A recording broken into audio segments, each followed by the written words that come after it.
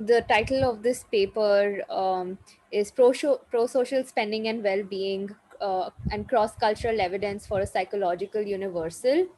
I think one of the main goals of the researcher was to find a construct that has universal applicability cross-culturally. So what they did was they studied subjective well-being for people across the world in specific situations, which was either personal spending or spending on others. So the question is, does social spending increase subjective well-being more than personal spending? And to study this, the authors did two kinds of studies. The first one was just looking at data and doing a correlation test, and the second was experimental. So in the first one, they got data of 136 countries as part of the Gallup World Poll.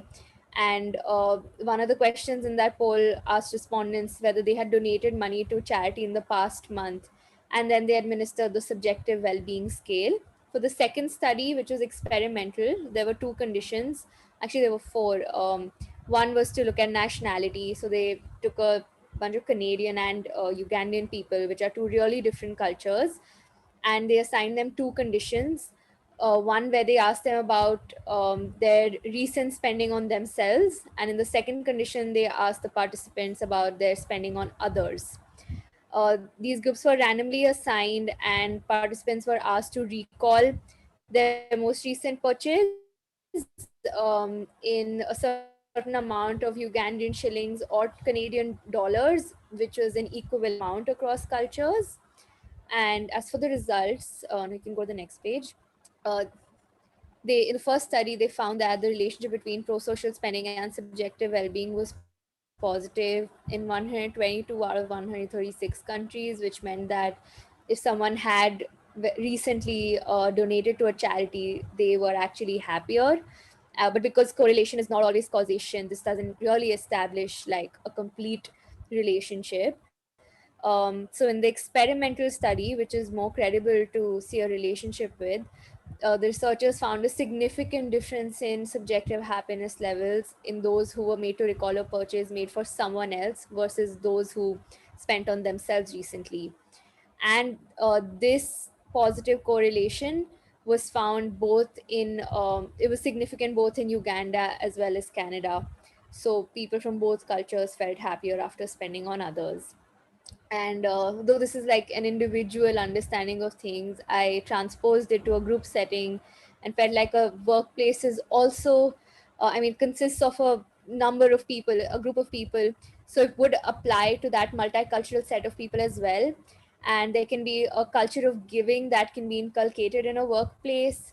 For example, just giving rewards and recognition to employees in the form of year-end bonuses, and just having gestures that make them feel acknowledged, that could also be financial and monetary. This can also be an incentive for retention and can increase the overall collective happiness of the organizational environment and be a deterrent against conflict formation in the first place.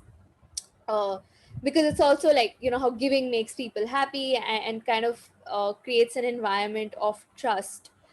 Further, giving can also be nudged by top management by just helping employees look at the importance of giving to other charities. So at our Christmas party as well, we had a team quiz, and the winning team could donate a certain number of dollars to their favorite charity or between a list of charities that we'd given them.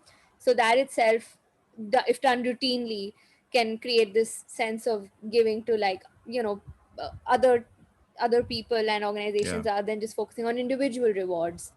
So that also goes into building a culture of giving at an Yeah. organizational level.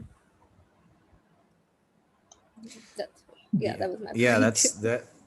that's it's a pretty cool. Yeah, I mean, this I like this the empirical support of like what seems pretty intuitive because I mean I don't know, I think Yeah. I'm not alone in the fact that like I get more excited giving something to someone and seeing their like happiness and having sort of been given something than I do giving something to myself. So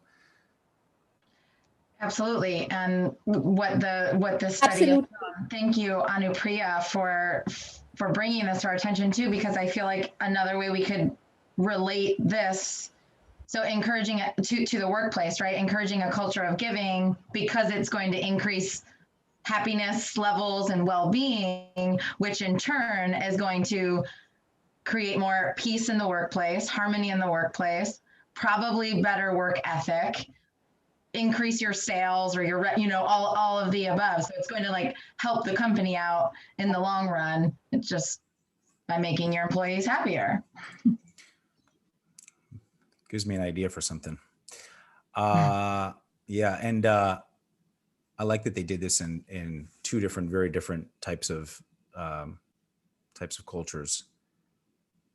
The correlational study was, yeah, I mean, there's all kinds of potentially confounding variables there. I mean, people that are subjectively happier may just choose to give more, you know what I mean? So we don't know that we don't know what direction that goes in, but the other one, that's a pretty cool study where they experimented that way. Yeah.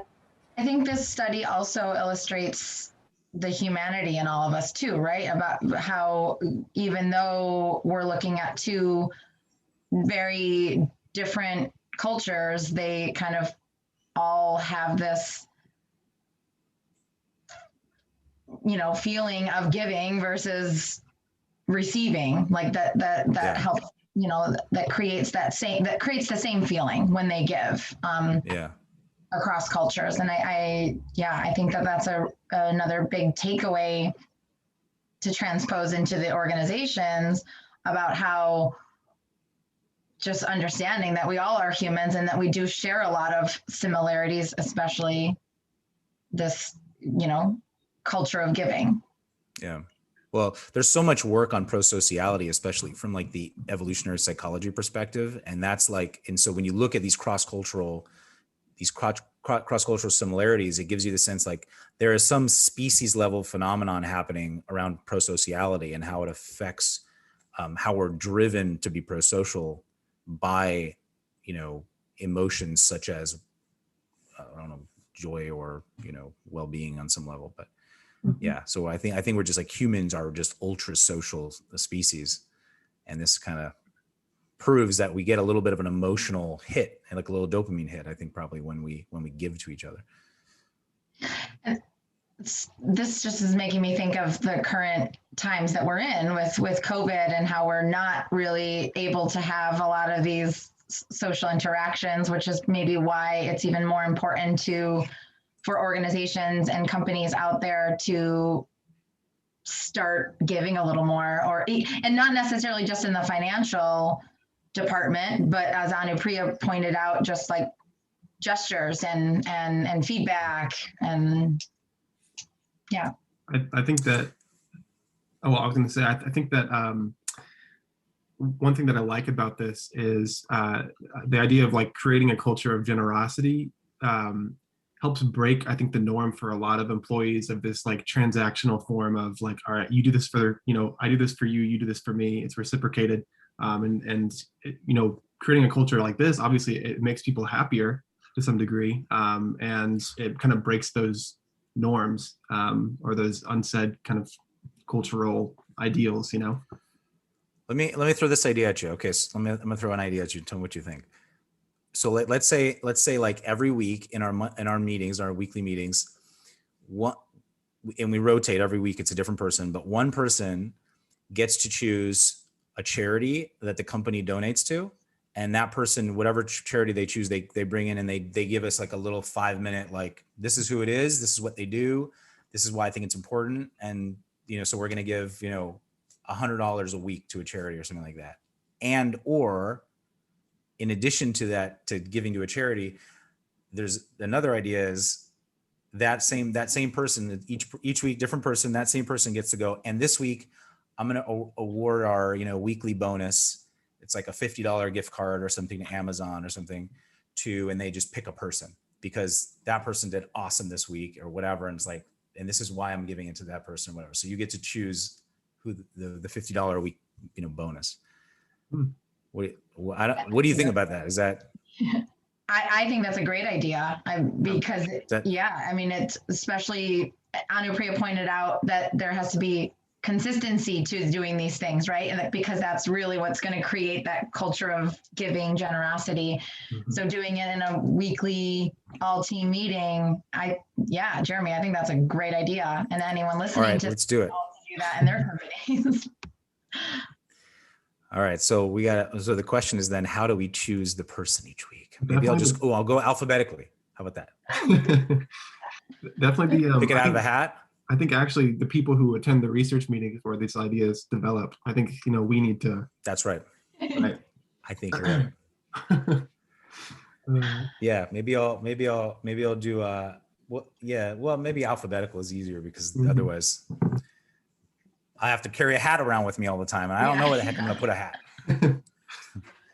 No, I really do love that idea too, because not only is it kind of following suit to the study and what we're talking about creating this type of culture, but it's also the sharing of information, right? Noah might bring up a charity and give us a little background on it, and potentially his relationship to that company. Yeah. And so we're learning about one another. We're learning about larger organizations, charities out there, other conflicts, I love this idea. All right. See how the research helps us figure out new stuff to do? This is why we do these. Yeah. So good. Is in the conclusion, we're essentially writing about how this applies to organizations, and we're ourselves an organization, right? So it applies to us. It's like we're writing the advice that we could ourselves follow. Yeah. Yeah. Very true. Absolutely.